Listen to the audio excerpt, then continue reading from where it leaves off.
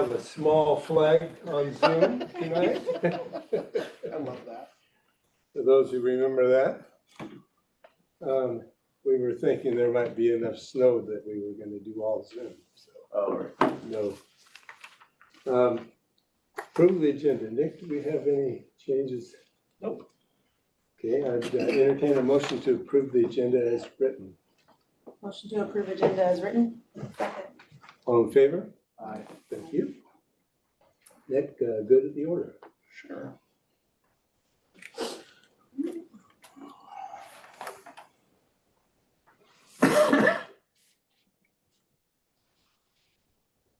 Alrighty, so a few general topics this week for good of the order.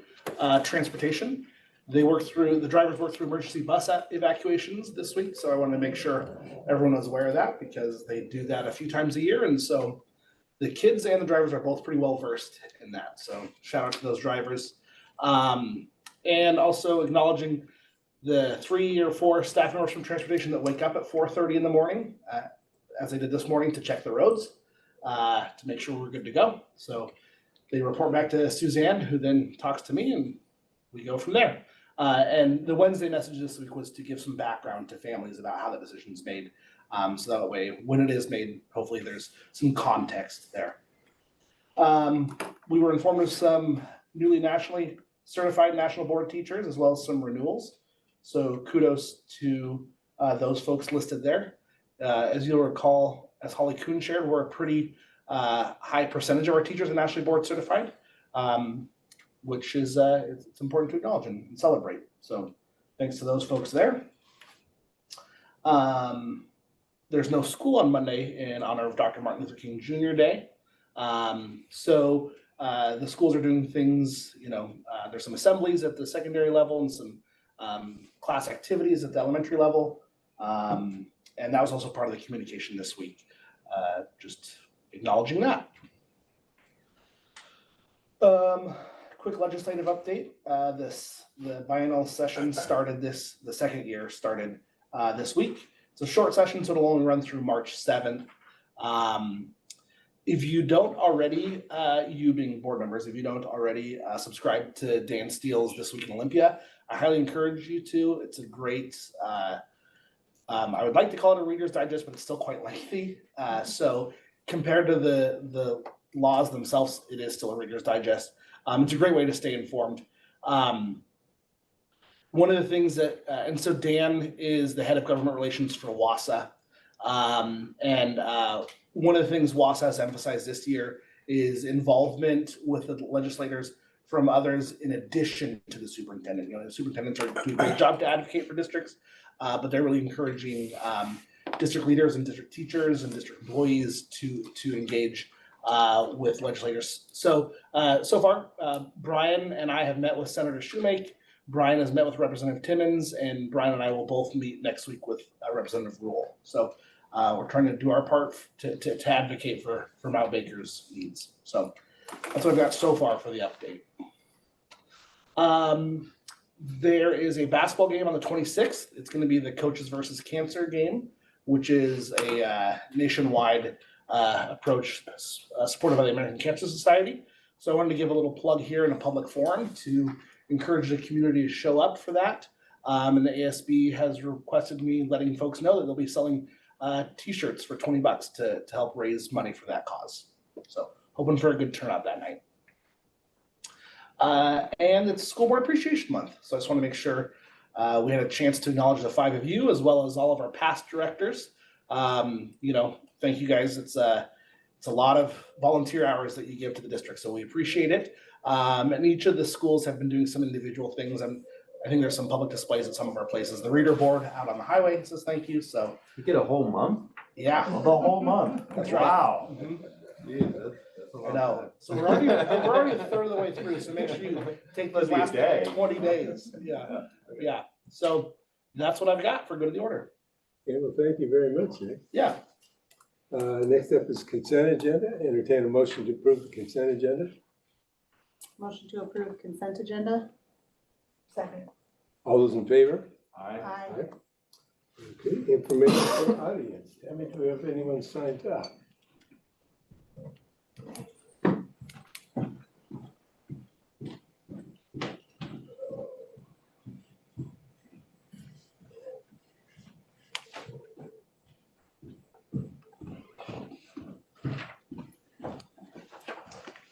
Okay, Jen, Esper? So I sat in front of you at your last meeting and I reminded you of what we talked about at the forums. And transparency is one of those. And like you have an email from me already, but where is the report?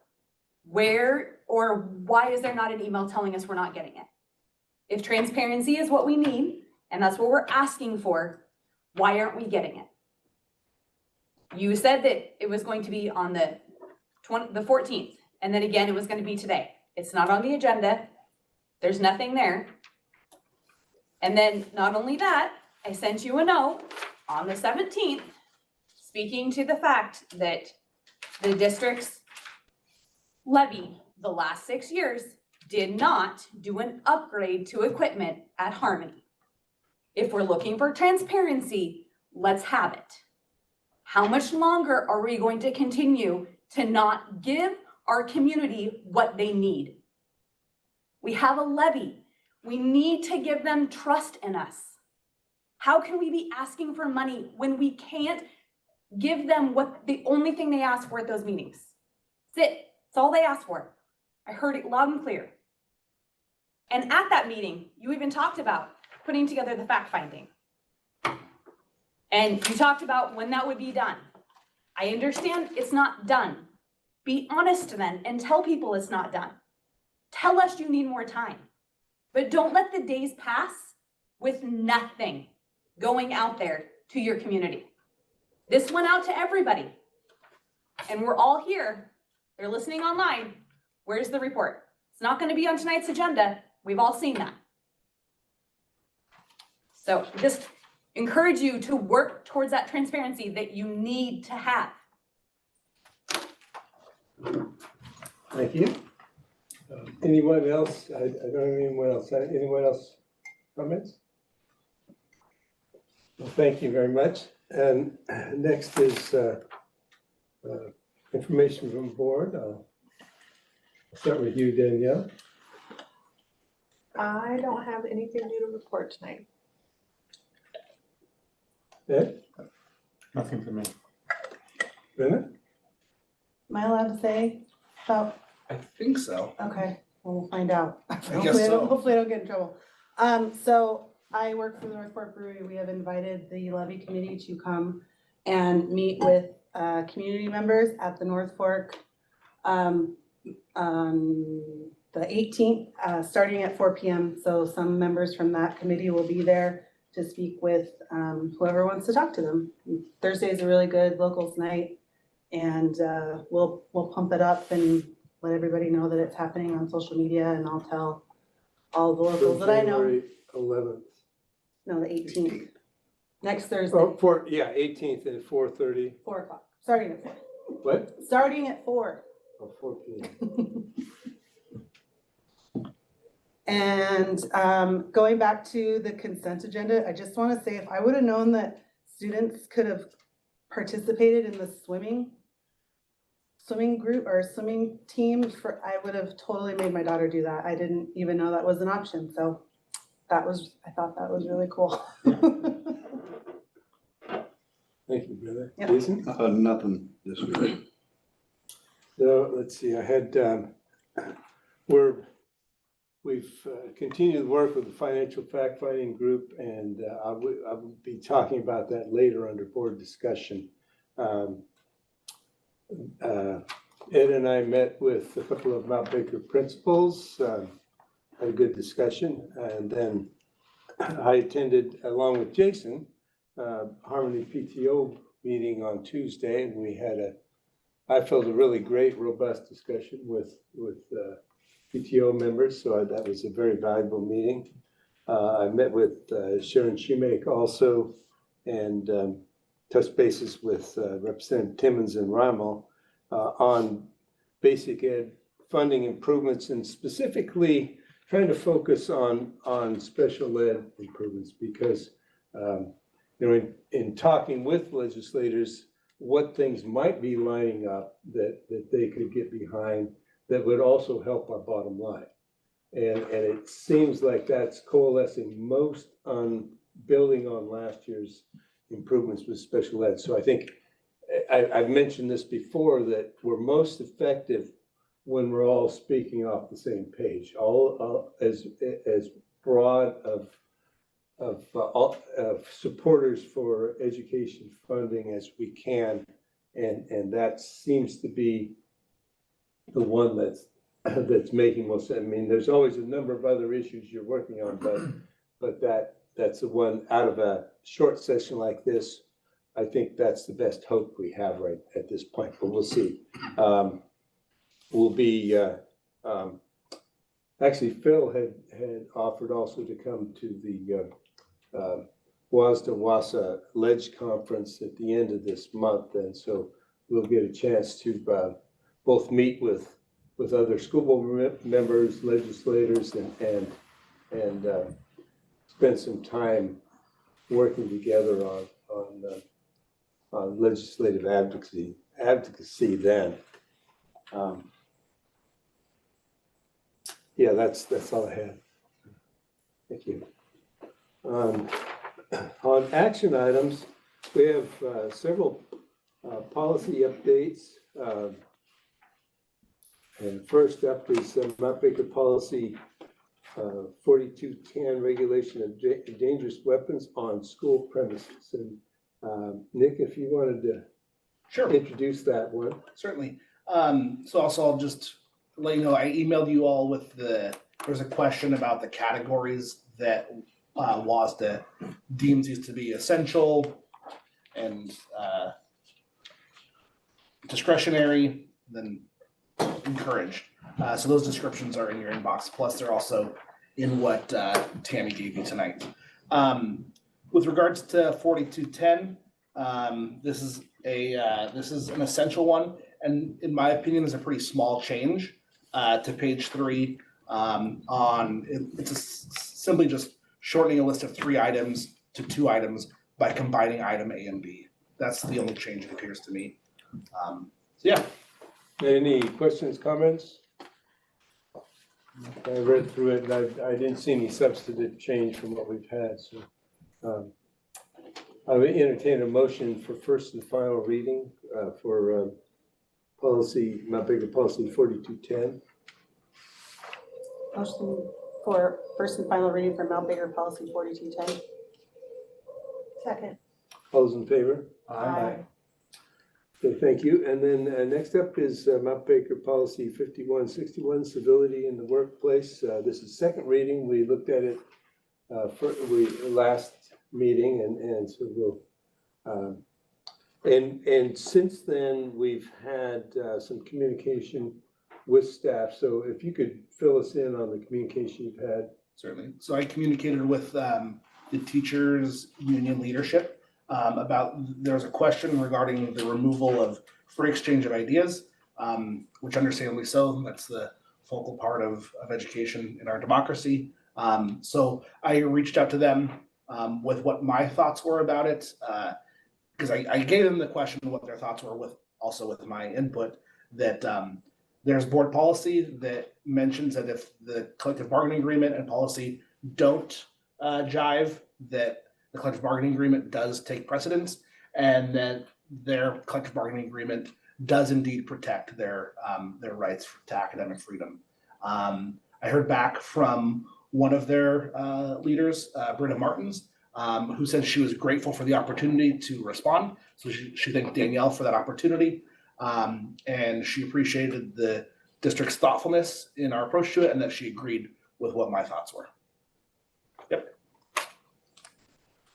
So any questions or comments? Has the policy then been changed to be in agreement with the bargaining agreement? It never was out of agreement. It was just, gave them that piece of information as kind of a form of protection, reminding them that if there ever is incongruence between policy and collective bargaining agreement, they have the protection of a policy we already have in place. Yeah, I'd like to make sure though our policies, because it's confusing to people if they look at the policy and they think one thing and they find out, well, there's another clause over here that says it's null and void because, you know, disagrees with the bargaining agreement, so. And that's a great point. And knock on wood, I haven't come across a situation where that has occurred because we're pretty fortunate that we work with a pretty, well-educated, well-informed law firm that is our district counsel, who really ensure that we don't write things into our agreements that are not in compliance with policy. Mhm. So as far as I know, we have not run into that yet. But have we checked specifically on this? I think is that what you're asking it? Yeah, specifically, I mean, if it's not mentioned, then it's okay, because you're removing something. But if there's something in there specifically that opposes what's in the bargaining agreement, then that needs to be corrected. Right. That's a fair point. And in this one, in my review of this with the review, where this would fit in with both collective bargaining agreements would be, there are parts, quite frankly, it falls into the discipline section. I can tell you that this is in alignment with what is laid out in both those agreements. Any other questions? So this is up for second reading.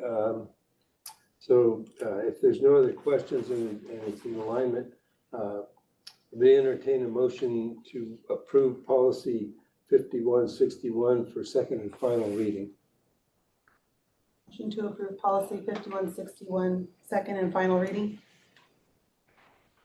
Second. All those in favor? Aye. Aye. Okay, next up is related policy, Mount Baker policy 5254, staff expression, first reading. Yeah, so this, as noted, as a discretionary policy. So it's going to be where the board has the widest range of options here with this one. It's also, it would be a new policy for us. There's no policy right now that exists. There is definitely, obviously, you can see some cross references. I've read both the policy and procedure, and I'm prepared to answer questions on them. But other than that, I think it's going to be up to the board to decide what they'd like to do here. I have a question concerning social media and district staff. I mean, I see that there's sort of a general statement of, being mindful of how they're representing the district. Is there any stated policy anywhere about staff? I don't even know how to, like, if let's say they're connected or friends on social networks, right? Is there anything prohibiting that? No, there is not. And is that a general practice in K through 12 or not? For colleagues to be friends or Teacher, student?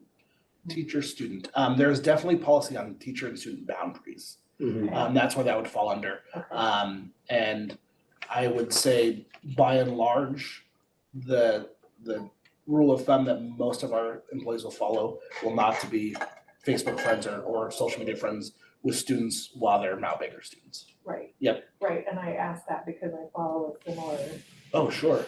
Yeah. approach Yeah. in my workplace, and so I just wondered if that's an unspoken rule, or if it should maybe be made perhaps more explicit. Yeah, that's a good question. I don't know the boundary policy fully off my head, off the top of my head, but I would imagine that it probably speaks to that. Moreover, the trainings that we have staff follow really discourage that kind of activity. Maybe that's something that could be cross-referenced here? Sure. Okay. And that's one, when we have looked at the boundaries policy, that would, as Nick was saying, be the place where those interactions would be covered in Best addressed there. Yeah. Any other questions, comments here? I'll probably have a couple comments. What's that? I'll have some comments too. Go ahead. So it looks like there's, a move towards more and more input or control by the school district in people's personal lives. So, and I'm just reading this and kind of reacting to it. So it says the private and personal life of any employee including participation in political activities is not within the appropriate concern or intention of the district unless it adversely affects the performance of the employee's professional responsibilities. An off-duty expression is not immune from potential discipline if it interferes with the district's operations. So there's a lot of interpretation there.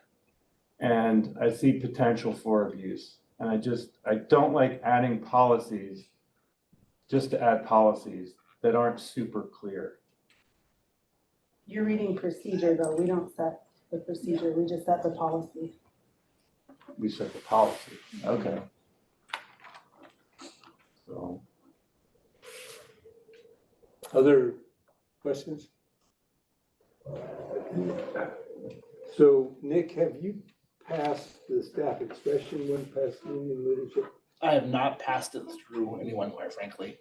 You know, I'm used to policy being changed as we just did. Updating new policy, Right. adopting new policy is not a practice I've been too familiar with in my 3 weeks in this position. Right. I would, no, I have not yet. And again, I think the part that I want to capture the most is the classification of discretionary, which is my I guess, advice to the board is, you know, to think about those discretionary ones. And, you know, Tammy brings them to the table because that's what they're there for WASDA. So I don't know if perhaps there's a different method in which the board could use to, you know, if it is discretionary, which is truly, like I said, the biggest, widest range you guys have here. I don't know, perhaps it's a different method where we don't, you know, maybe it doesn't even come to this point, I guess is what I'm saying, if there's too much concern about it. I would suggest that we generate what questions we have now and accept this for first reading. That doesn't mean we have to approve it in a subsequent meeting, but we can accept it for first reading and then have union leadership review this and then get that information back and then decide where we want to go from there. We may generate further questions. We may want to rewrite it, any of that thing. And if you feel that there's enough work to be done in looking at different wording, meet with the appropriate staff member and work on that together. I think in the meantime would be another thing. But I think the next step should be review by union leadership. You know, I would feel uncomfortable passing something of this nature without that review. And something I would encourage as well, since this is a public meeting, making sure everyone can hear, hopefully, that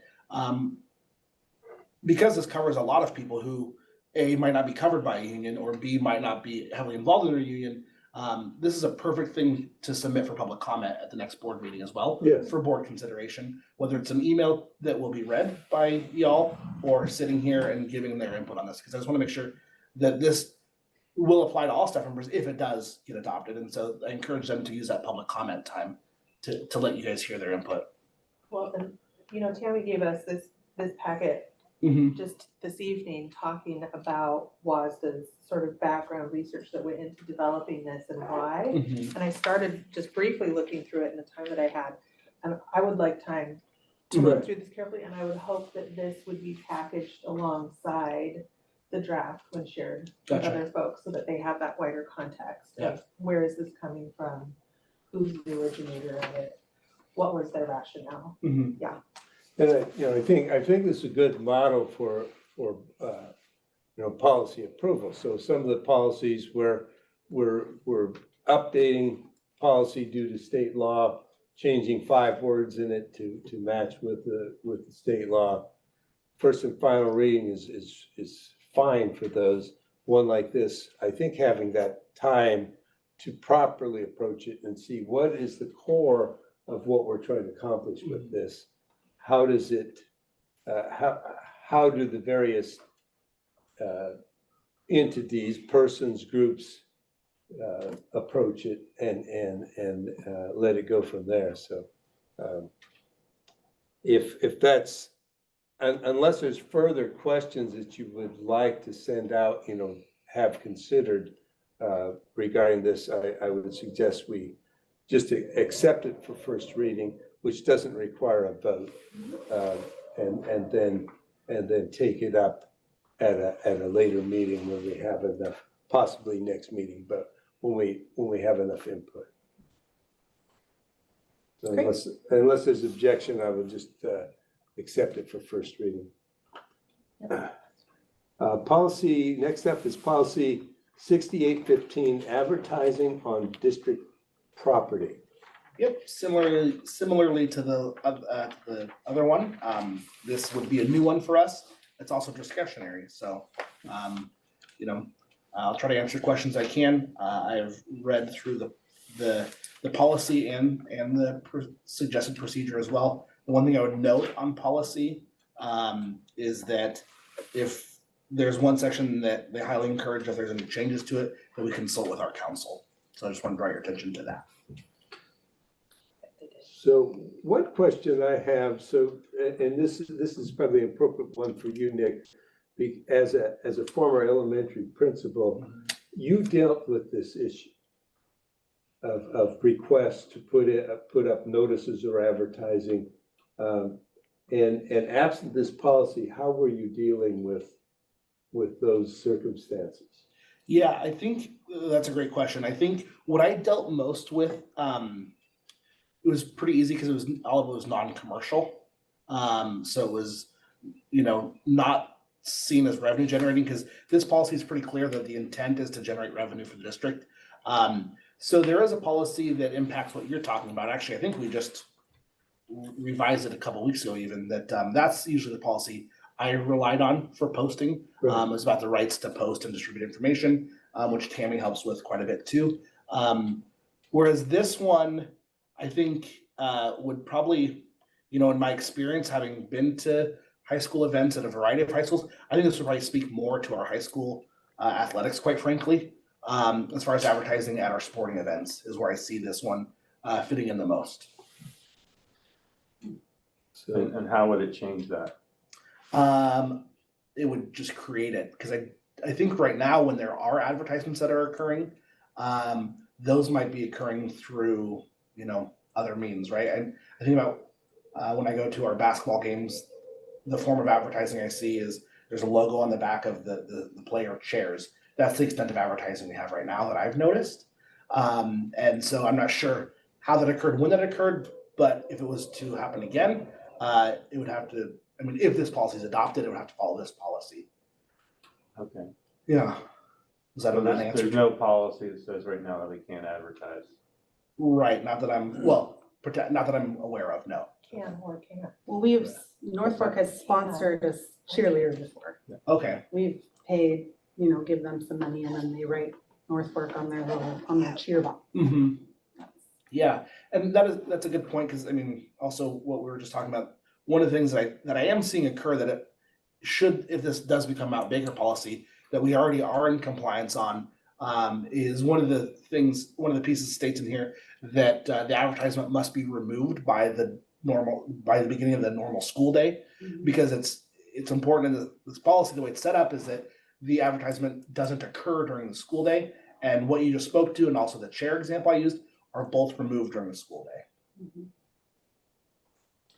So the purpose of policies to make those practices clear. Do we have, I know there's been a history of, but do we currently have like vending machines on campus that students have access to, and is that considered a form of advertising? And it actually speaks to that in here as well. Oh, okay. It does. I believe maybe in the procedure it does. Okay. Yeah, it gives some exceptions to things, like it still permits pretty wide open advertising in yearbooks. It talks about advertising in vending machines. It talks about how students will come across advertising in newspapers and periodicals they'll access in the library. Well, if there are further questions, any further questions for this point? Because I'm going to suggest that we here again accept this policy 6815 for first reading, and then have an opportunity to get some feedback from staff, and particularly high school and the athletics program, and have them look it over and see how it fits with their current or proposed practices, and then bring this back to the board at a later meeting. Sounds good. So if there are no objections, I'll just accept this for first reading. So the next up is timber revenue letter for Whatcom County Council. I drafted this for your consideration. You did receive a copy of the draft. I had Tammy change a couple words in the third paragraph to essentially add the word, it's important for us that either the sale or compensation for the sale not be subject to further delay. So I added or compensation, and that was done because asking around, I don't actually expect the sale to go through at this point. It's not going to pass the commissioner, for one thing. So if compensation can go through, we could get that almost $300,000 into this year's, ideally into this year's budget. I don't wait on the edge of your seats for that, but I think it would come faster if that were the model. And so that's why I added that extra language. Basically, what I did, I'm trying to follow up on the on Whatcom County Council's statement that they would offset offset potential impacts to our local beneficiaries, including Mount Baker School District, associated with the delays in timber sales. And two of the sales that were delayed have been proposed by the DNR to be in the Climate Commitment Act, which was passed by the legislature, and which parcels get put in there is up to the discretion of the DNR. We don't have any control over which parcels get put in there. However, the parcels that get put into that category then are valued, and the DNR is supposed to purchase equivalent replacement property, ideally within the same county, but the replacement property revenue has to go into the same trust. So and there is property within Whatcom County, and I think within Mount Baker School District, that would be appropriate replacement property. I've talked with the DNR about that, and so and they are starting to look at it. So the real thrust of this is to request to get the county on board with requesting that the DNR not only replace the acres that are put in the program, but also the surrounding acres that would become inoperable because they wouldn't be feasible to harvest anymore, which is could be almost as much as what they're putting in the program because of the placement of the core areas. So I think That's pretty sneaky. it's not just sneaky, but it's I think it's violating the trust principle. And so I think bringing that up and getting the DNR to focus on it, I think, I've worked with the DNR long enough that I think we have a chance of getting that through. Who is holding this up? We talk about What's that? DNR. Who is holding this up? We talk about DNR, we talk about the county, we talk about the legislator. Like, where is the roadblock? For the revenue? Yes. So it initiated at the county level. The county- roadblock with a pause. And then, so during that pause period, then the DNR took that time, rather than selling those sales or auctioning the sales, to determine which parcels they would nominate or propose for the Climate Commitment Act, which we don't we wouldn't generally get compensated for those parcels that go into the Climate Commitment Act. What we would get instead is replacement property. And ideally, that would be, and almost surely it would be within Mount Baker School. Why wouldn't they just put that other property in the climate whatever and let us keep ours? Why do they need our? Well, yeah, because our the land? Climate Commitment Act was designed to place older structurally complex forests in it. The replacement land would be 20-year-old stands. So it's less valuable. You get more acres for it in the replacement land, but it's not harvestable for another 10 or 20 That's years at the earliest. That doesn't sound like a good deal. I agree, and WASDA actually, we did work to put some parameters around this program. They're I think taking the highly valuable land that's ready to harvest and giving us the stuff that's not ready to harvest for 20 years, but they're giving us more of that. Right. Yeah, I completely agree. However, it's that decision's out of our hands. That was made by the legislature and by the DNR, and we can tell them what we think, but it's not going to change the decision.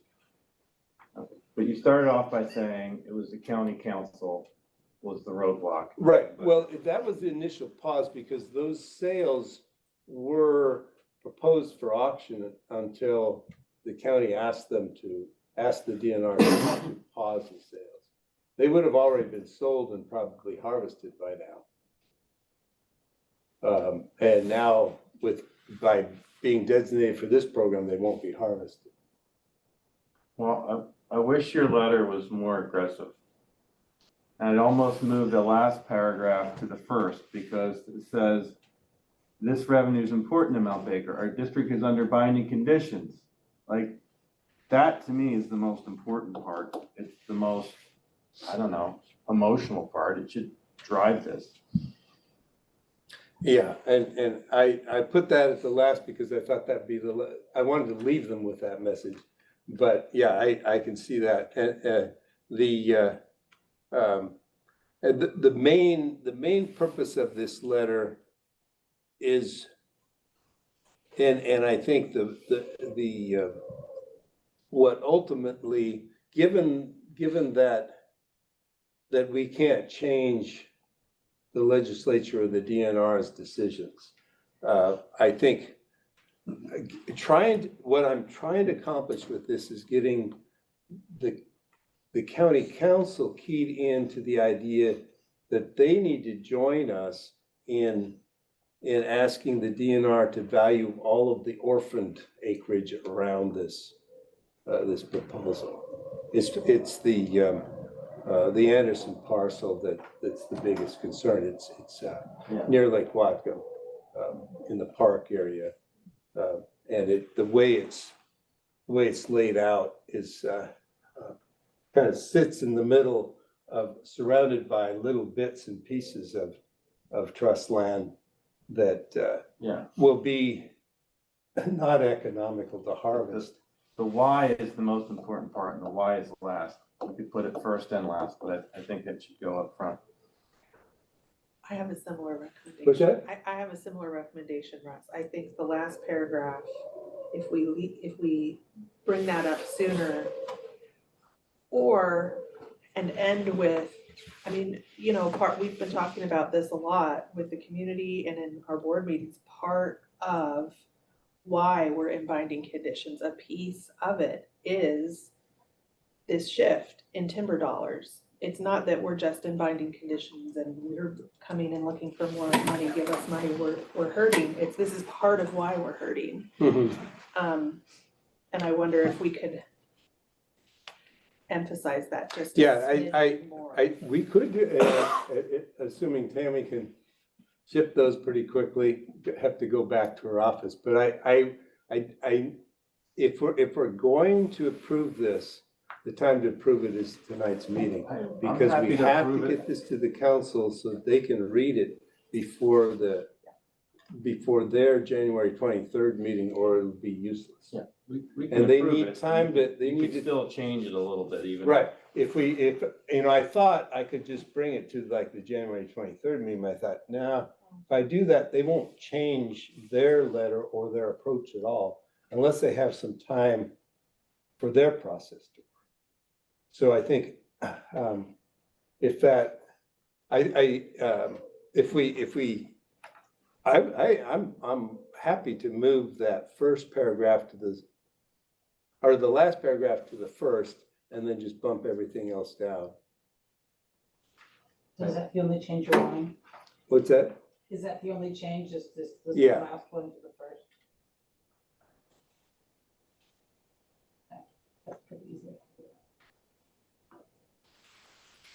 Because you're right. I mean, that's the message that we've been giving them all along, is that, it's very important to Mount Baker revenue picture.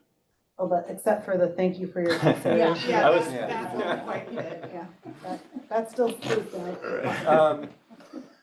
That could be the, we could not move that up, put that below what would otherwise would now become the last Right. paragraph. I would actually say thank you in advance for complying with our request.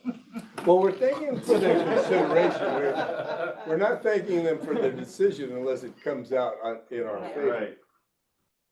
Now, the council doesn't tell, they recommend the DNR, right? Is that my understanding? Well, actually, in this case, this is an interesting situation because I think the law was set up that my understanding of the Climate Commitment Act is that the county where the parcels are selected, I believe that they have to approve of that selection. So it actually gives the county council more power, more authority than there normally would be in a, usually the DNR can make its changes, it can sell, it can trade without the county having any authority whatsoever. But I think the act, my understanding is this act was written up so that the county actually has a role in this. And so the county is, I've read their draft concurrence letter where they intend to approve next on January 23rd, which this would be, hopefully this wording would be some of this wording would be inserted into their, that's my hope, into their draft concurrence letter, asking for the areas that would be orphaned to be added to the replacement land value. Which could conceivably give us an extra, I'm guessing 1,000 acres. It'll be significant 20 years from now. Unless they do it again. But not only is it significant for that, but it increases the sustainable harvest calculation. Because it's based on growth overall, not just what's mature this year. So next sustainable harvest calculation, if you have that extra acreage, you could actually get a little bit higher annual sustainable harvest for the next decade. So there are some benefits that could show up early on. Yeah, at that point, it'd be nice to have an analysis of the net dollar value difference based on that. Because that's what we could talk about percentages and move, but what's the actual dollar value difference between these two scenarios? And I'm very suspicious it's not in our favor. Yeah. I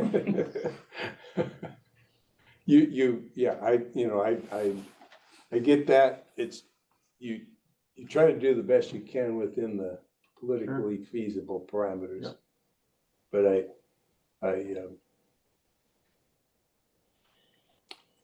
But any other questions or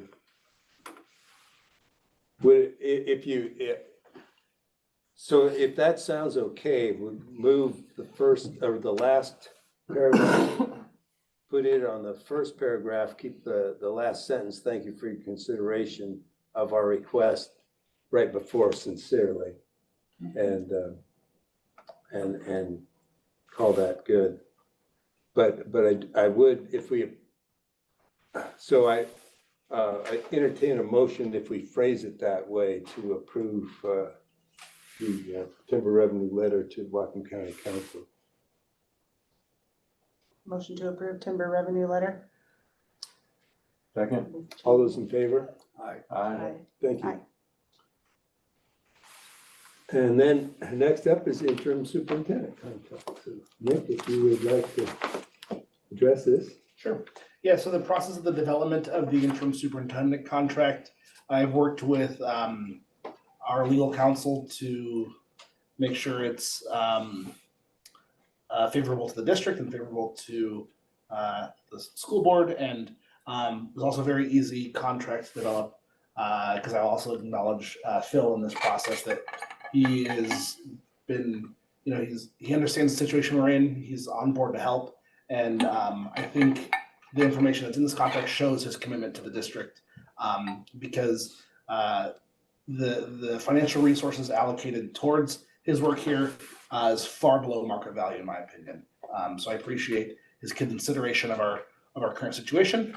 Other than that, the majority of it's pretty boilerplate, and the benefits listed in it are, aside from salaries, is what you should expect.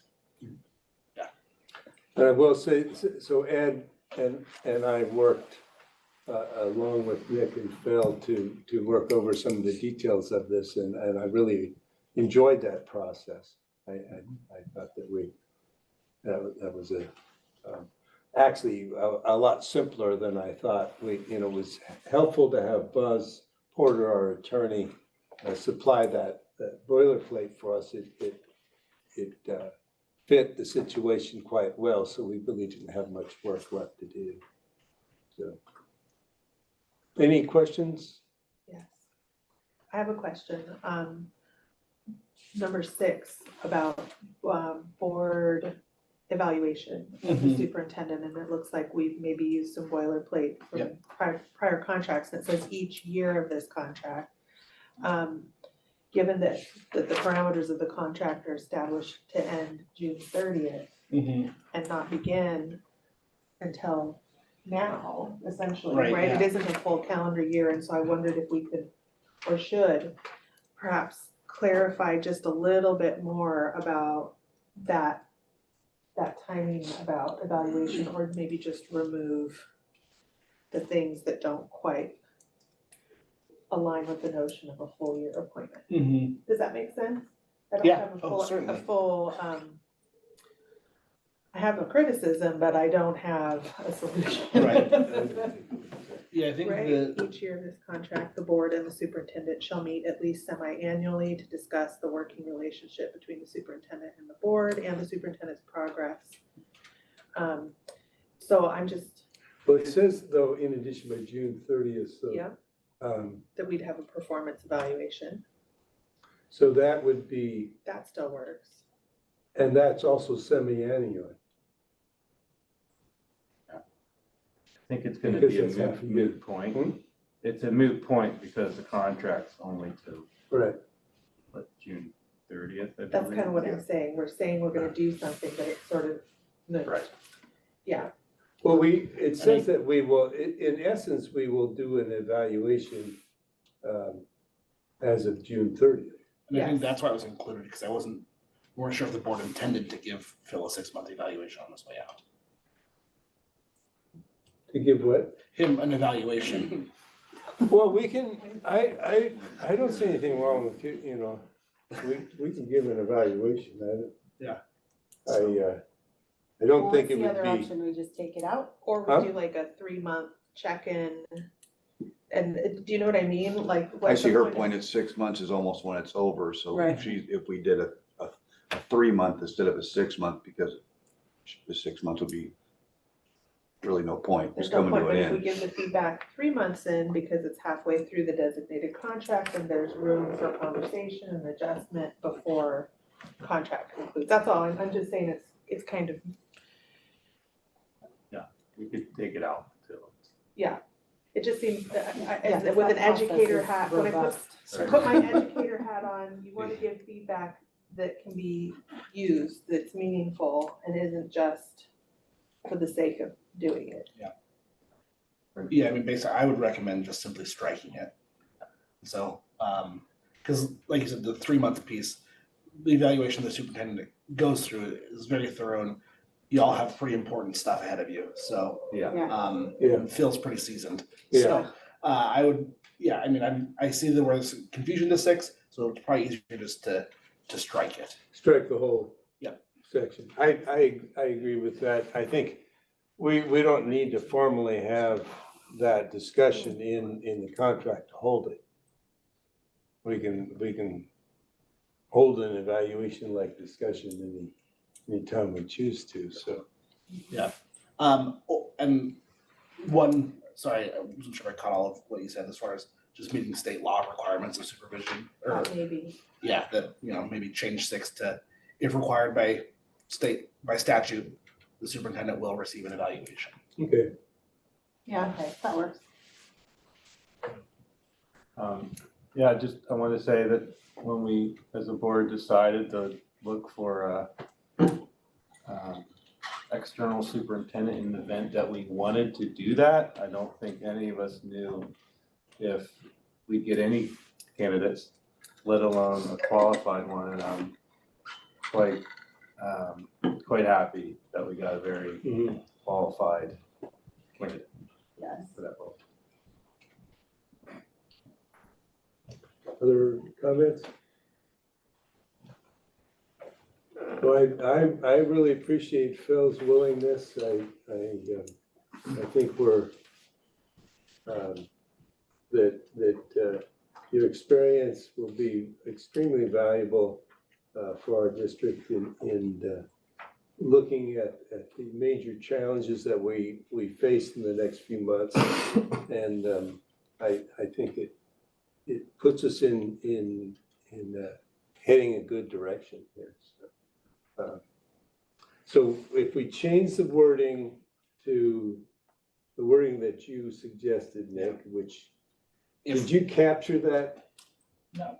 Or should we? So, when we're, Yeah, so I mean, it'll pretty much, number 6 should say, if required by statute, the interim superintendent will receive an evaluation by June 30th. Okay, I think that makes it Yeah. congruent with the prior language. Thank you. with that change, I'll entertain a motion to approve the interim superintendent contract. Motion to approve the interim superintendent contract? Second. All those in favor? Aye. Aye.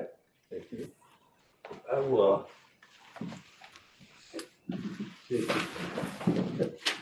Thank you, Russ. Welcome, welcome. Okay. Nick, do you have that on your Thank you. computer? Yeah, I'll be able to edit it tonight. I need to sign tonight. Okay. Yeah, I mean, I can do it right after. I mean, sure, I can print it. Okay, so yeah, I need to have them sign it. Looking forward to it. Thank you. Okay. Next up is reports. No Director of Finance report, but Superintendent's report. Nick, if you. So tonight's report is about the assistant principal position at the secondary campus. I had a chance to meet with Danielle and Brenna right before break. So one of the requests coming out of that was to share with the board the financial implications of decisions and that kind of stuff, just to make sure you're informed with any further directive you have around that position. So the current support that is in place there is a retired administrator is on campus when she's available. And the information I had through December 20th was that she spent, a little under 200 hours in that position at a cost of roughly almost $17,000. So in this slideshow, I have some scenarios that Danielle and Brenna and I discussed, which is hiring an assistant principal mid-year, moving a certificated staff member to a dean of students position and backfilling that teaching responsibility, or the continued use of a retired administrator to support. So an assistant principal mid-year, we're roughly halfway through the school year. January 23rd will be the halfway point. So first year assistant principal, inclusive of benefits, so that's salary and benefits is about 180,000. So the math is quite simple. If the board chose to replace the assistant principal halfway through the year, it would cost about $90,000. And I just want to note that's in addition to the money that's already been spent on the substitute there. Shifting a certificated staff member into a dean of students position. I know this is one that was potential that some folks had discussed. I've asked Matt and Troy to review trimester 3 to see if there's any flex in their master schedule that would simply free up a certificated contract. They told me that that wasn't possible with the way the schedules have been developed. So that in mind, if indeed we moved a certificated staff member into a dean of students position, their workload would need to be backfilled. We couldn't simply leave it open. And the cost of that is shown there. And then the third financial piece of information for you here is about continuing to use the retired administrator. That's going to be what I guess the decision that is directed to district administration on how to support the school. The position is paid at roughly, inclusive benefits, about $87 an hour. We would make sure this position stays under 630 hours, which I don't anticipate being an issue simply because we want to stay under that because that's when the health benefits kick in. And the important note is that we only have one administrative substitute in our district, and elementary principal absences would take priority because if they're sick, we still need coverage on those buildings because there's not a backup possibility. In worst case scenarios here in Deming, there are backups. We have some certificated administrators that work in this building. For example, this week, Brian, Bridget, Ian, and I held a meeting at the high school campus in Matt's office because he was out ill. So that's why the elementary principals would have priority of this substitute if this is a plan that is chosen to continue. There's also other plans that have no financial implications if the board so chooses, or Phil, in the conversations Phil would have with the board, I suppose. So that is the extent of my report this week. I hope I met the request of Danielle and Brenna. Yeah. You're welcome.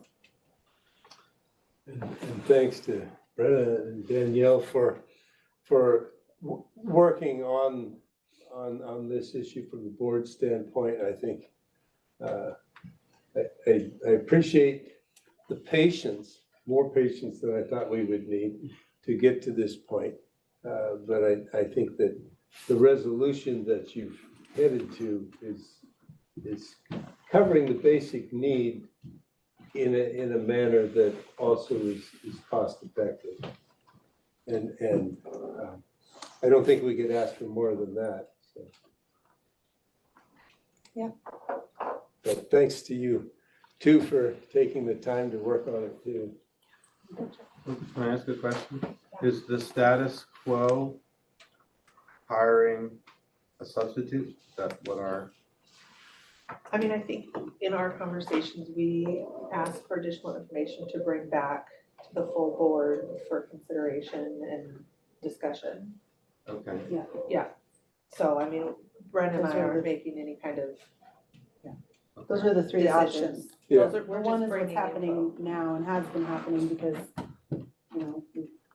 we told them that to fill the position without spending any money, which is impossible, sounds like, but what is the least, makes the most, or well, the bang for it out there. Option 3 doesn't require board approval. Sure. The other two options would, because we would have to approve the hiring of a new person, but the direction that the board gave was to, I mean, okay, we're a little little bit different than that, but it's not, cost-wise, it's not terribly different than what we were aiming for. Okay. Well, and I would say, this isn't perfect math, but if one were to extrapolate what we paid for the first 3 months for the retired administrator and say, okay, that's an average of this many dollars a month, what would that be for a full 9 years, like 9-month school year? That's around $37,000, right? And if you subtract that from the 90 that we would pay to hire an assistant principal mid-year, that's a cost savings to the district of about $62,000. Right. So if we continue in the status quo, we would save $62,000 over the choice of hiring an assistant principal mid-year. I'm just not perfect math, rough math. Well, the other point is we have an administrator who understands the situation and works well. An assistant principal that you could hire mid-year is an assistant principal who's not currently working. I guess the criticism that someone could put forward is that we're still spending money on that versus not, right? Nothing at all. Nothing at all. Yeah. And I would have some follow-up questions maybe with Nick just about, the nature of the work that the retired administrator is putting in. I mean, is that really administrative level work? Or, what's the majority of those 192.75 hours been spent doing? And could that work be picked up by, and we've talked about this, right? Like, is the majority of it monitoring lunchtime? And is that maybe something that's more, appropriate for a paraeducator, somebody else to do, right? So as we're envisioning how to get the needs met, I would encourage us to keep looking and drilling in to see what we can find.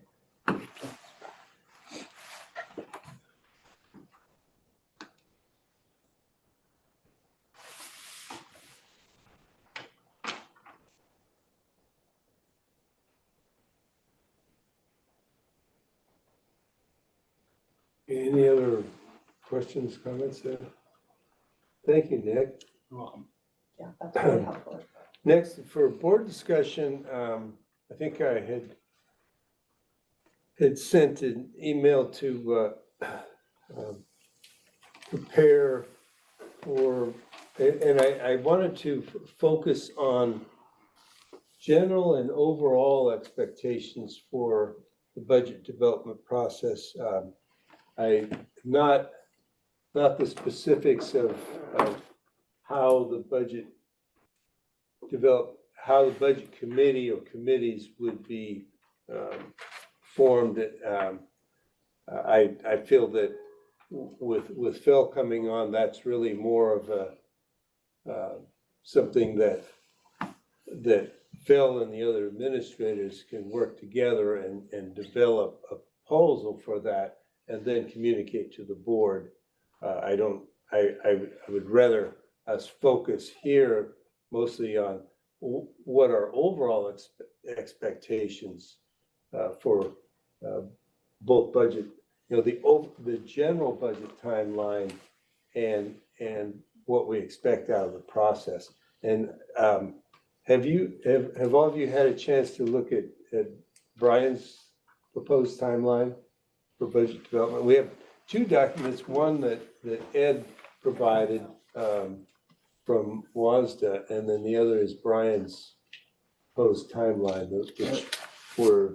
So have we moved into the board discussion? What's that? Have we moved into board discussion? Yeah, Okay. I thought you said earlier we were gonna give an update on the finance. that would be part of it too. That's gonna be Yeah. part of it. Okay. So it's, Well, why don't you guys do that first and then we'll look at the timeline. okay. Would you like to start out on that? Yeah, sure. So first, I just want to acknowledge the people that volunteered their time to work as part of the finance work group. So besides myself, Nick Perigo, Holly Kuhn, Lindy Jewell, Russ Pfeiffer Hoyt, Matt Duran, Bridget Rossman, Ian Linterman, Todd Matthews, Brian Frazier, Aaron DeRocco, and Shannon Richardson. And I would just note that the people in this group were put forward by their peers as representatives for their different groups to help collect information. So just a reminder, the purpose of the group was to serve as a foundational step in the process of establishing sustainable financial conditions.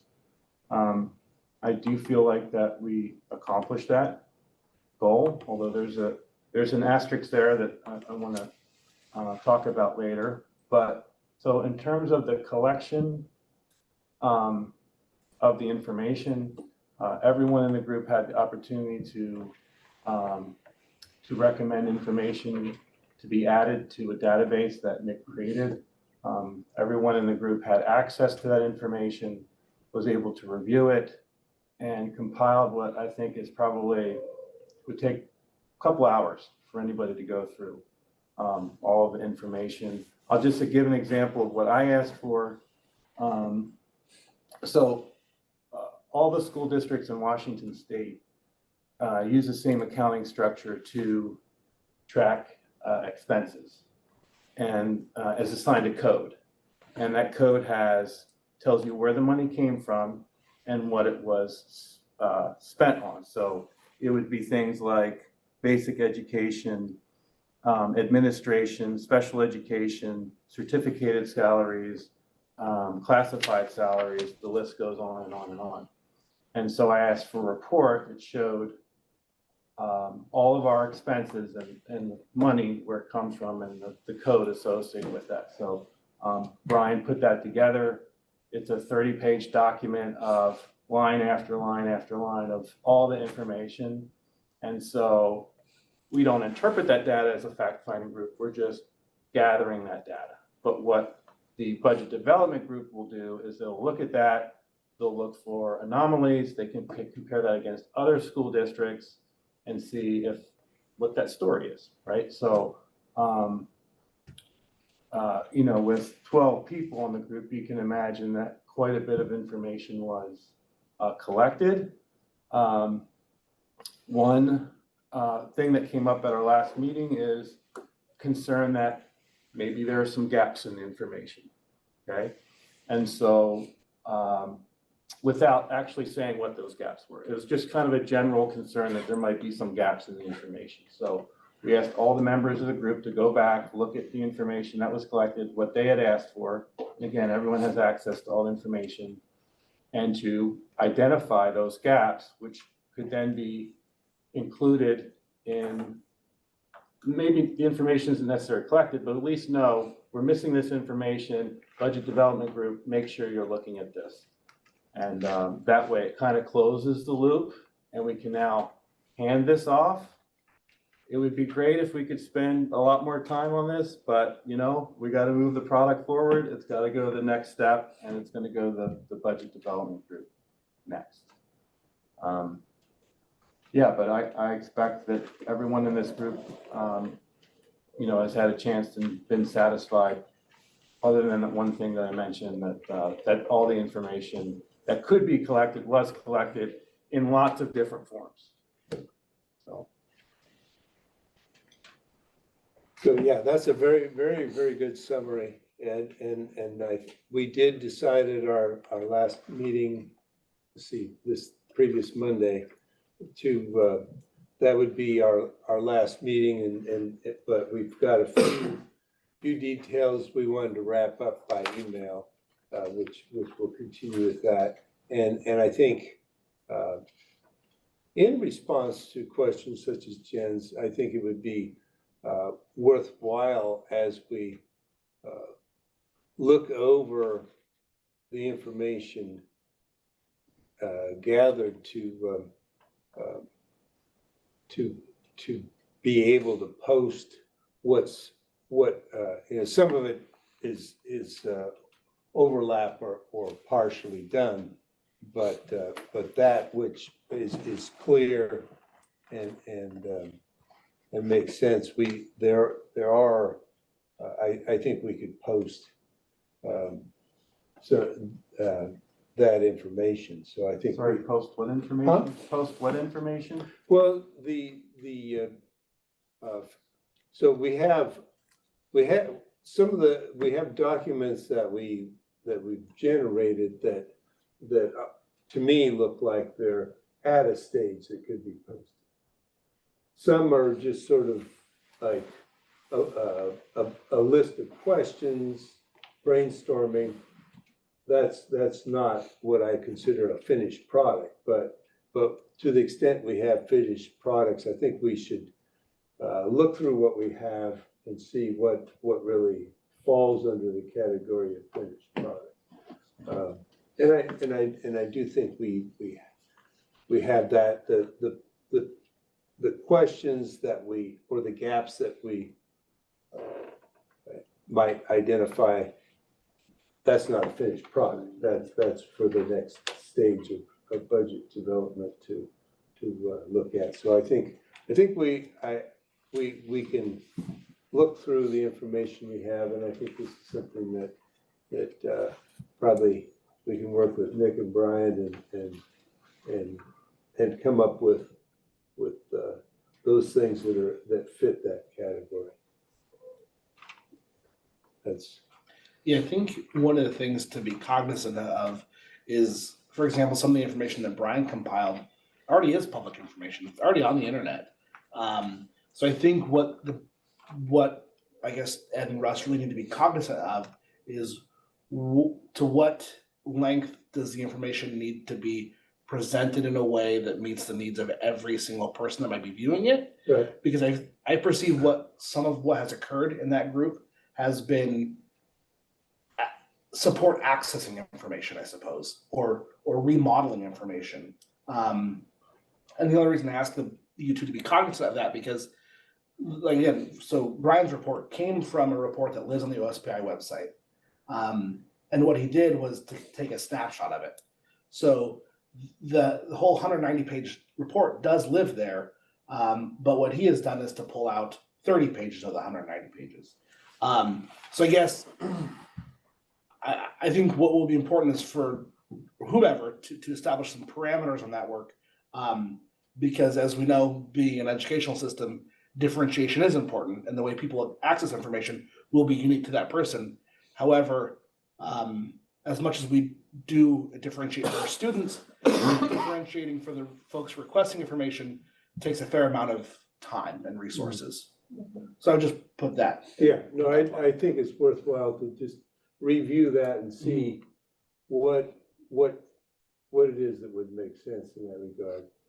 You know, and it could be referencing an existing document. It's a good point. Right. Kind of like, Here's a link, yep, focus on these pages, yeah, right? I mean, that's a good point. Yeah. It may be good enough just to have a description of the information, Mhm.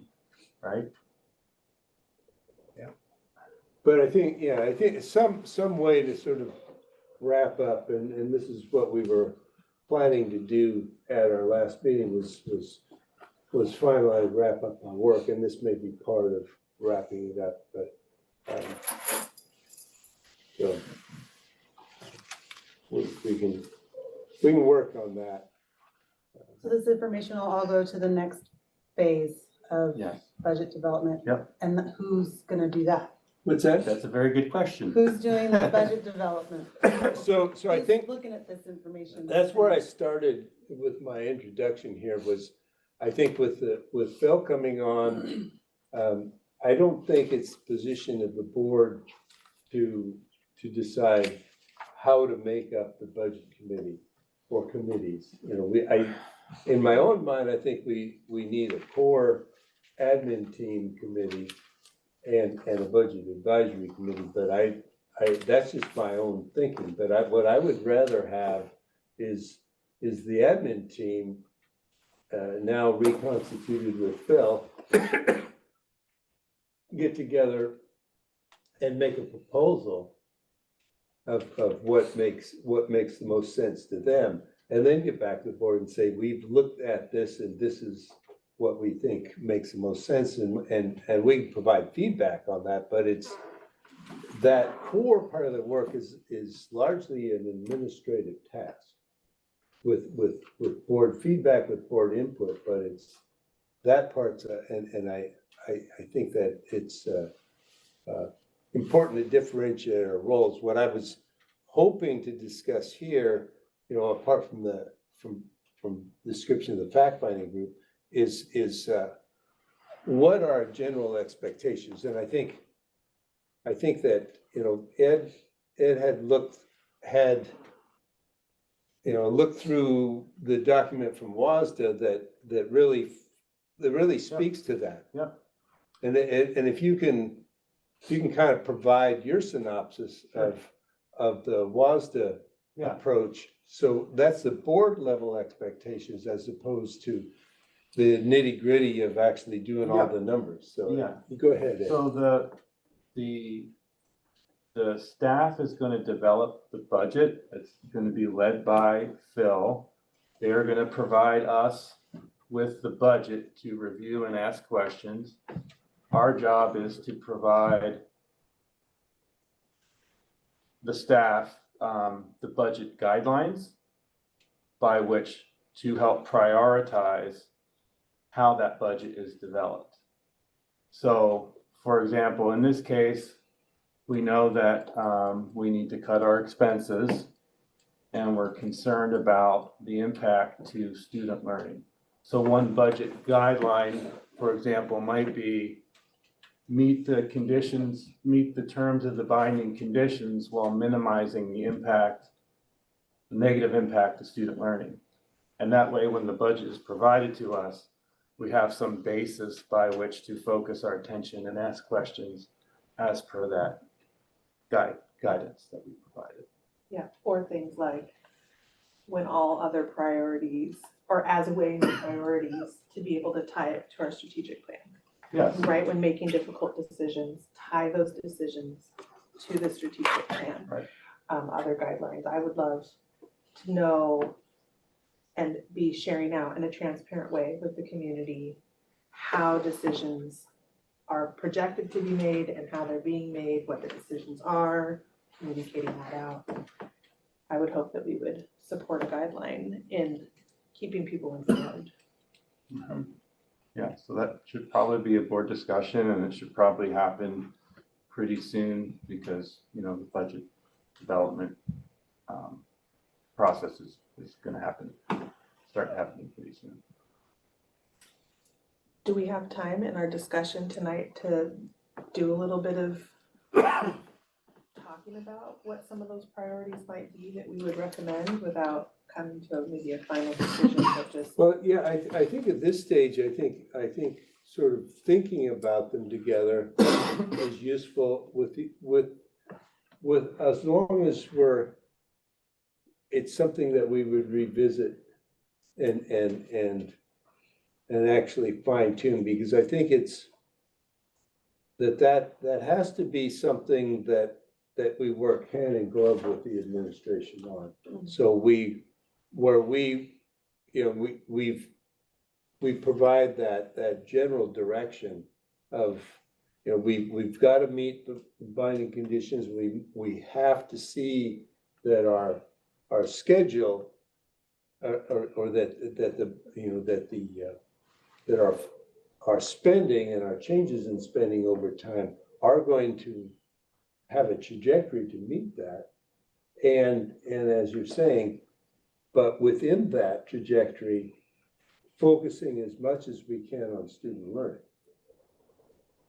And so that's the level of discussion that we start with. So then our next conversation is with the admin team would be, so here's how we're, you know, from their standpoint, here's how we're proposing to do the work of developing the budget. and then also address that issue. So what are some of the elements that are gonna be, need to be part of that work in order to protect protect the student experience the most we can. And you know, it's not gonna be something that'll be completed like that, because a number of the elements of the budget, we don't know yet. We know what, we know what our bottom line has to be, more or less, but we don't know what our revenue picture is going to be yet. You know, and some of those other major elements. So we do, you know, in budget development, you piece things together and do the best you can for a partial. And say we think we're about, you know, we know about 70%, and this is what we've come up with, so that as we get closer and closer to the date of approval, that partial becomes a whole understanding of what we can do. But I wanted to ask you if looking at Brian's draft timeline is you know, I looked through that and I felt like we can, it's a timeline that I wish we had last year. For sure. And I think it's a timeline that could work for us. Yeah. And I think that's kind of the level of discussion that I wanted to have tonight, both what you're saying of what are our biggest priorities, that general shaping, but also is this, would a timeline like this work for us, given the missteps that we had last year? Will this give us a lot more confidence that we can avoid those? And that's my reading of it is yes, but I wanted to kind of poll the rest of you and see, is this going the right direction? It looks pretty detailed. Yeah, I love a deadline. That Yeah. really helps me And I a love, lot. I love a deadline shared out before the work begins, so that if we do need to course correct, people can say, oh, but why aren't we doing X before Y? Or have we forgot to do this, right? So a timeline isn't necessarily a contract. It's or even a perfect promise, it's a guide post, right? And so if we have to make some adjustments, because we have to, then we can, but it helps people know what to expect and plan and think. And I think that that's a big part of transparency. And so being able to share that out is a good step in the right direction. At our next board meeting, Brian, will, you know, we do the Director of Finance report every other meeting, and I did discuss with Brian about at least addressing this, whether how far along any work, you know, with Phil coming on just a few days before then, you know, it may be just a preliminary addressing, but I think that kind of touching on some of these themes with budget development and timeline, we can hold that conversation again next time.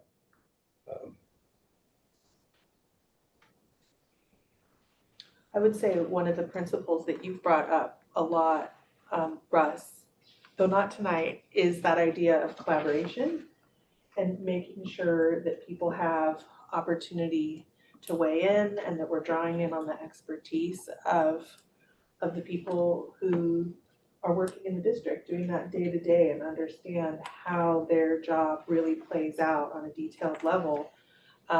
So just as an example with the timeline, pushing it out and asking folks, does this look good to all of you? Or you see places where this could cause problems, and getting that feedback, making some final adjustments, using that collaborative approach and thinking so that we can do our best work, right? Because, you know, no one person has all the view. No, that's a good point. I think also particularly in the relationship with the unions. Yeah. That's very valuable because that's a major part of our budget development this upcoming budget process is that relationship with the unions. So making that part of it functional right off the bat. So so how I don't, like I said at the beginning, I don't want to have us dictate the form of the budget development committee or committees, but just to express that we have two needs. One is that core nitty gritty of the numbers, which to my mind is a small group of administrators really, but that budget advice, somehow having input or advice from a properly representative group. And so that's a proposal that would provide for those two would resonate with me. But that's just a thinking, we have a chance now to try to put together a functional model, which we haven't had the last couple of years, and so I think that it's we've learned, you can learn through trial and error. We've done the error part, so we can hopefully do the learning from that. But just to clarify, since you asked who's going to be on that, it's no one from the board's on the budget development. Bill's going to lead the group and decide who's in that group, and we'll review that. And then we review the product of that work. We review it and ask questions and provide guidance. And so just to sum up what I'm hearing from the group so far as in terms of guiding principles for the work of that group, right? They need to meet the binding conditions, need to focus on student learning, align decision-making and processes to the strategic plan, be transparent to the community, and be collaborative, draw on expertise. That's the running list so far. That's very good. Yep. Short is better. Shorter is better. And maybe that's enough. Yeah. But maybe, so I'm just sort of Gets us started. repeating that back to us. Do we see anything else that maybe should be a guiding principle? There I might be think that something that captures a we could lot. start. If we could accomplish those things, I think we'd be pretty happy. Winning.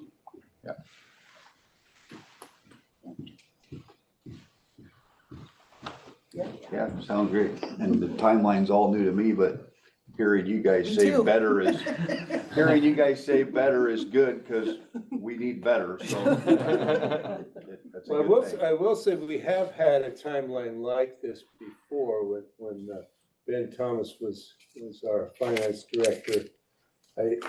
He had preloaded a lot of the work very early in the budget development process. So as we got into those final, like, okay, what are we going to get or not get from the legislature this year, and those sorts of things. We were just looking at the last 15 or 20%. We weren't trying to get the whole work done in the last month or 3 weeks. And so the board was aware of at least the trajectory pretty early on. And I think, I'm hoping we can head back that direction.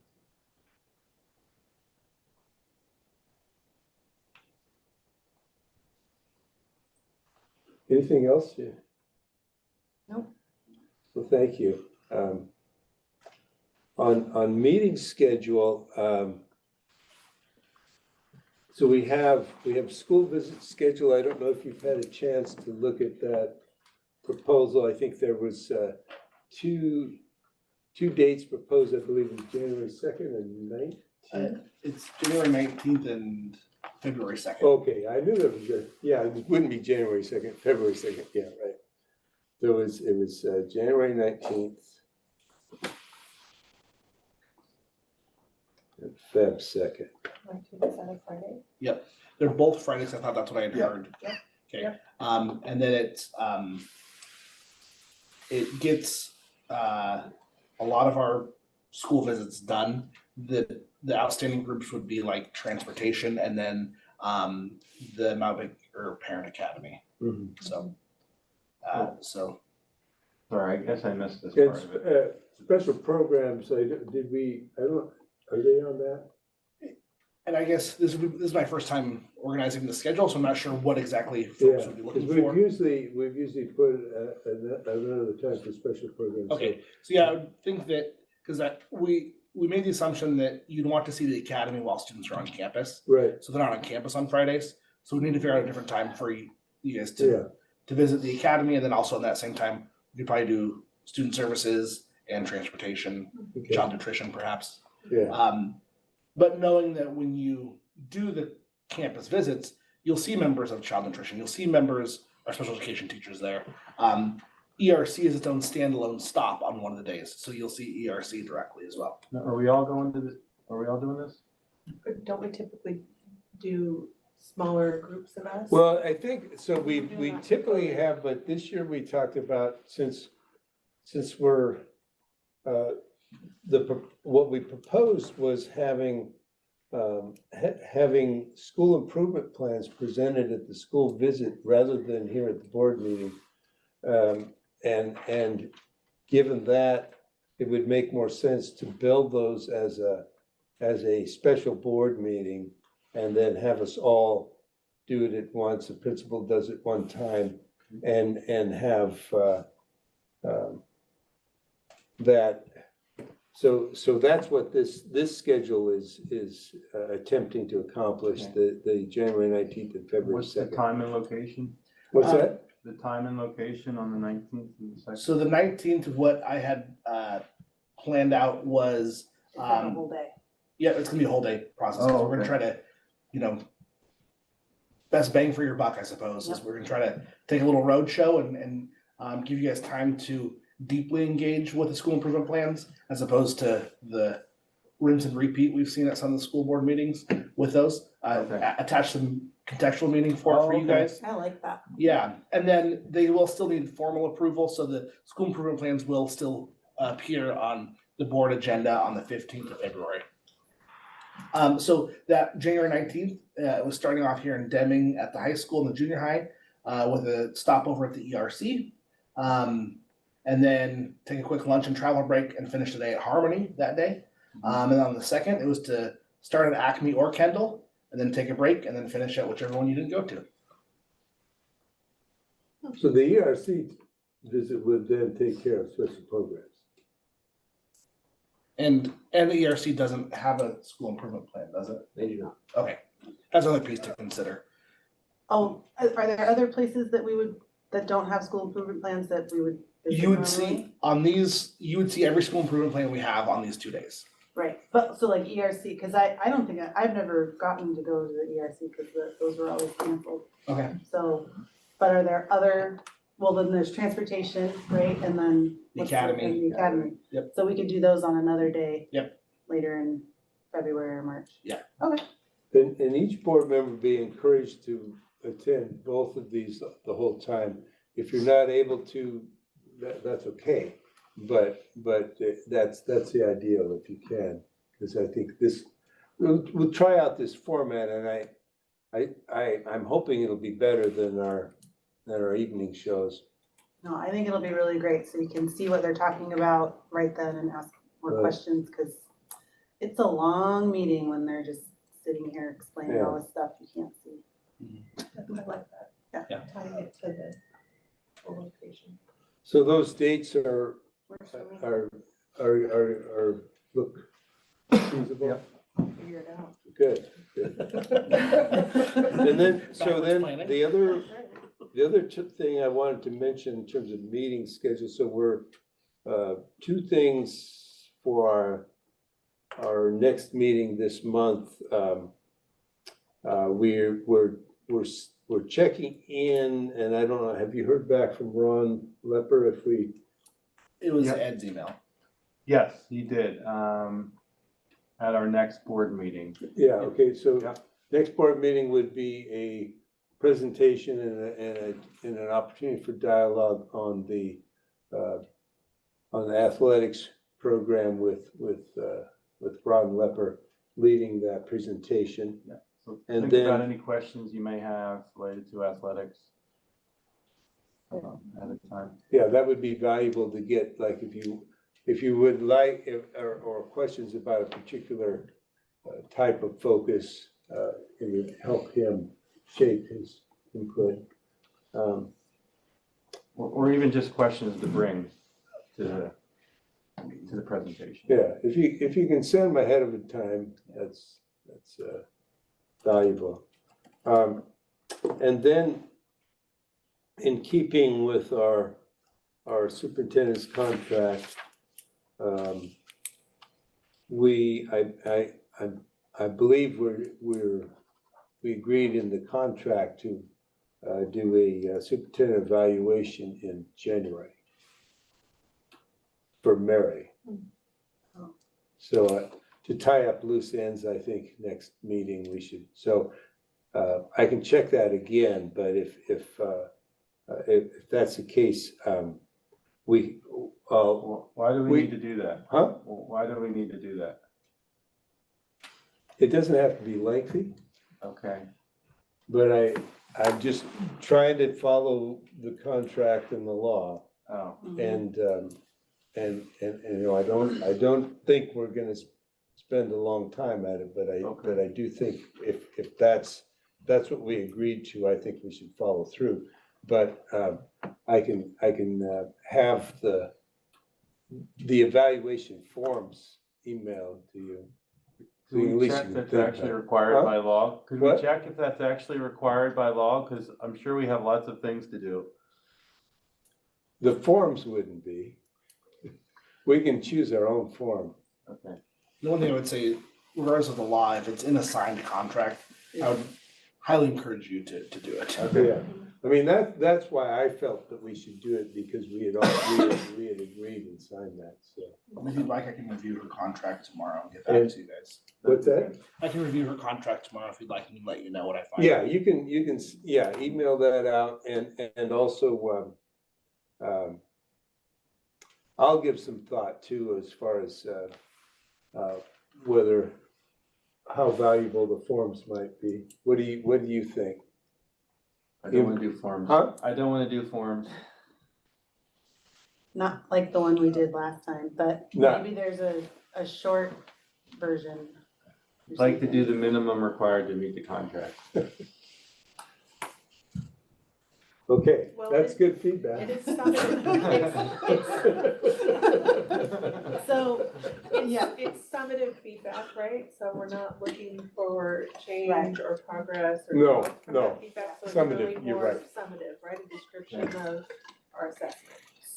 so would you wanna work on that with me? Like, we can take what we did from the last one and just kind of see if we can condense that a little bit and then get feedback from everybody else for that, and then, So we would bring a draft to the next meeting. I'm gonna suggest that you use a narrative form and cover the 5 areas or whatever we have. Okay. Finance, personnel, you know, those same headings. Okay. 2 sentences on each heading. 3 sentences, a paragraph, I Yeah. don't care, but something of that order. can you send us a copy of last year's? I don't think I have. That'd be great. So we'll. Yeah. Start a draft and then we'll. Do you have a copy of last year's? It's in your file. Should be in her Okay, personal if I you think do, I do. okay, Yeah. you do good. Because Because I suspect that there isn't a copy yet. Because I don't think we didn't finish it. No, we did. Oh, no, we did because then we shared it. Okay, Yeah, well, yeah, at any rate, It was the let's, same. so if that's fine with everyone, Brennan and Danielle have volunteered to draft We'll take care of draft it. We'll that, bring it to you guys and we'll go from there. and we will set aside a time to review that at our next meeting. Thanks for volunteering. Yep. Okay, I think we have no executive session this meeting. So, thank you. And I did want to, I want to express my own thanks to you as for School Board Month.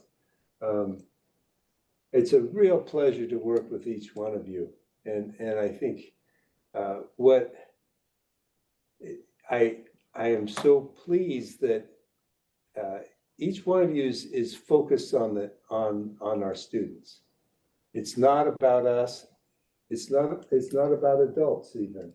We deal with adults certainly, and that's part of it, and we appreciate that. But the whole driving force is what's best in the long run for our students. And I just really thank each one of you for